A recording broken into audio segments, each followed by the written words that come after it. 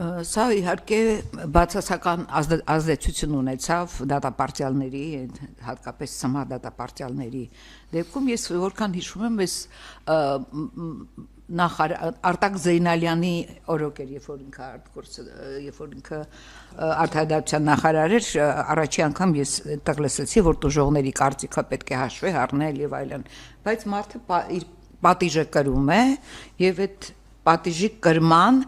կարծեմ անինչը նշեց, այ քրեակատարողական հիմնարկի,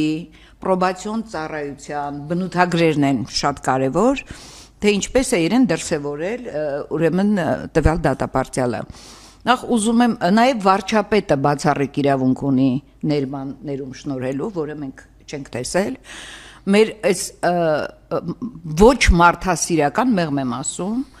մոտեցումը մենք համաներում էլ չենք տեսել, հա, այս իշխանության օրոք, չէ՞, անի։ Մի հատը տեսել ենք շատ խտրական, այո, լավ։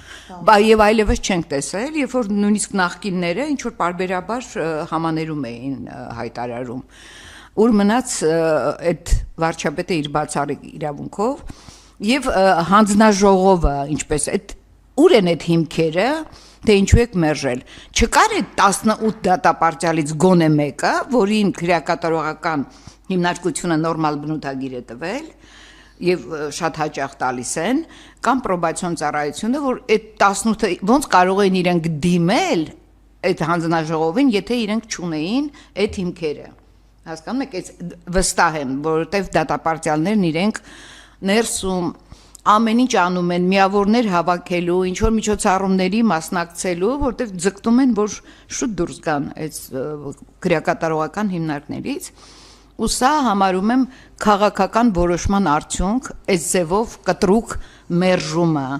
որ վարչապետը մերժում է, այդ ոչ մարդասիրական մոտեցումն է, որ մեր երկրում մենք չենք տեսնում ընդհանրապես, հա, այդ մարդասիրական, էլ չեմ ասում, դա չի հասնում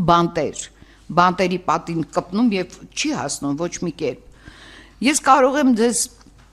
օրինակ վերել ցմահ դատապարտյալների դեպքում, ասենք Աշոտ Մանուկյանը, որը մի քանի տարի առաջ ազատ արձակվեց, պայմանական ուրեմն վերաքննիչ դատարանում, այո, պայմանական վաղաժամկետով ինքը ազատ արձակվեց,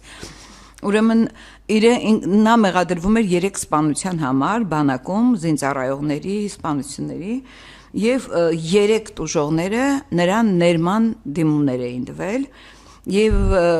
որ ներում են անցել էր արդեն 20 տարուց ավել եւ երբ որ ինքը դիմում էր ասենք առաջին այցյանը մերժում էր իրան, հաշվի չէին առնում այդ տուժողների, նաև նույնիսկ այդ որ տվել են տուժողները այդ կարծիքը եւ ես հանդիպել եմ Աշոտի հետ մինչեւ իր ազատ արձակվելը եւ ինքը ասում էր, որ մարդը ներում է, բայց պետությունը չի ներում։ Ու ինքը շատ ճիշտ է ասում, էլի, որ ասենք ինչու չես ներում, դու ինչ ունես, դու պետք է ամեն ինչ անես, որ այդ դատապարտյալը արժանապատվորեն կրի իր պատիժը, այսինքն նորմալ պայմաններում եւ այլն, եւ հնարավորություն ունենա դուրս գա նորից հասարակություն։ Իսկ որ օղակն է, որ մերժում է, խոչընդոտը որ օղակում է, հա? Նայեք, ինքը ասենք առաջին ացյանի դատարանը մերժել էր, դատարանը, վերաքննիչը բավարարել էր, բայց դրանից հետո ոչ մի պայմանական վաղաժամկետ չի ազատվել ոչ մեկը, նույնիսկ այդ հնարավորությունով։ Օրինակ Արթուր Մկրտչյանը, որը եւս տուժողները տվել են նրան ուրեմն այդ նախ մոռացա ասեմ թե ինչ դատավճիռներով են այդ մարդիկ հայտնվել այդ բանտերում ցմահ դատապարտյալ անունը դրել են ու չեն ուզում փոխեն նրանց մեջ կան անմեղ մարդիկ որոնք 20 տարուց ավել 25 տարի բանտում են այս դատական համակարգի զոհերը այսպես ասած ու հիմա էլ մի հատ դրած դնում վերցնում են թե թողնեն չթողնեն դատարաններում մասնակցել են բազմաթիվ օրինակ Արթուր Մկրտչյանի գործով երբ որ պայմանական պրոբացիոն ծառայությունը տալիս է որ իդեալական ինքը իրոք շատ ճանաչված է որ իր հետ դրսից գալի օրինակ Համերբերգը իր հետ հանդիպել էր երբ որ եկել էր բանտ եւ այլն իր վարքագծով իր գիտելիքներով իր իմացությամբ եւ ասեմ եւ պնդում եմ որ ինքը այդ հանցագործությանը կրողը չի բայց այսինքն մնացել է այդ բանտում Եվ նրա դատական նիստի ժամանակ նախ դատախազությունը առաջին խոչընդոտներից մեկն է դատախազությունը շատ մերժողական է տրամադրված Ցմահ դատապարտիան եւ ասեմ որ նաեւ վատ վարքագծով է հանդես գալի դատարաններում իրենց թվում է թե ինչպես ուզեն պիտի խոսեն այդ մարդկանց հետ Եվ տալիս է պրոբացիոնը, որ ինքը իդեալական, այսինքն իդեալական է, քրեակատարողականը տալիս է, որ ինքը կատարել է իրեն հասանելիք բոլոր այն միջոցառումներին, մի խոսքով էլի իդեալական է, մեկ էլ դատարանը որոշում է կայացնում, հանցագործություն կատարելու ռիսկը մեծ է։ Այսինքն մի հատ ես համարում եմ, որ սա քաղաքական որոշման արդյունքում է, ինչպես այդ ներման դիմումներն են մերժվել, այնպես էլ Ցմահ դատապարտյալներին ոչ մի կերպ չեն ուզում թողնել, որ նրանք դուրս գան հասարակություն։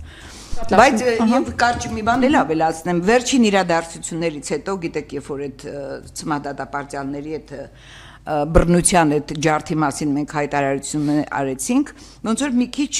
իրավիճակը փոխվել է։ Նախ այցելել է ծառայության պետը, քրեակատարողական ծառայության պետն է այցելել եւ զրուցել դատապարտյալների հետ եւ դատապարտյալները, այսինքն մարդավարի խոսել է հետները, լսել է նրանց, բողոքներ ամեն ինչ եւ դատապարտյալները գոհ էին այդ հանդիպումից, նրանք ինձ ասել են Նրանից հետո երեք հաղորդագրություն տարածվեց, որ նախարարն է Սրբուհի Գալյանն է այցելել Եվ էլի ունեմ տեղեկություններ, որ նորմալ շփվել է դատապարտյալների հետ, Ցմահ դատապարտյալների մասին եմ ասում, եւ ինչպես վարչության պետը, այնպես էլ նախարարը ասել են, որ տեղաշարժ կլինի այդ ռեժիմի փոփոխության հարցերով, որտեղ 19 թվից ընդունվել է այդ որոշումը ռեժիմի փոփոխության մասին, 6 տարյան 4 Ցմահ դատապարտյալ է ազատ արձակվել այդ ռեժիմի փոփոխությամբ, որ դա պետք է շատ արագ ակտիվ գործընթաց լիներ։